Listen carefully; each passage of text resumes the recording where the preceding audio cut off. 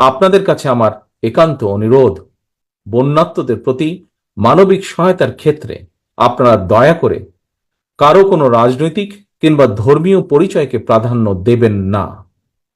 একই সঙ্গে আপনারা ব্যক্তিগত কিংবা দলীয় উদ্যোগের পাশাপাশি বন্যার্তদের সহায়তার জন্য সরকার ও প্রশাসন আপনাদের কাছে কোনো সহযোগিতা চাইলে দয়া করে সাধ্য মতন সহযোগিতার হাত বাড়িয়ে দিন।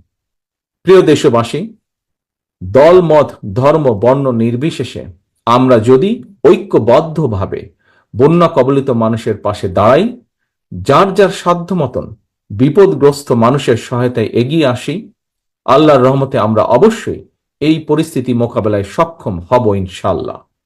আকস্মিক বন্যা পরিস্থিতির মারাত্মক অবনতি ঘটায় লক্ষ লক্ষ মানুষ পানিবন্দী হয়ে পড়েছেন। পূর্বাঞ্চলে জেলার পর জেলা প্লাবিত হওয়া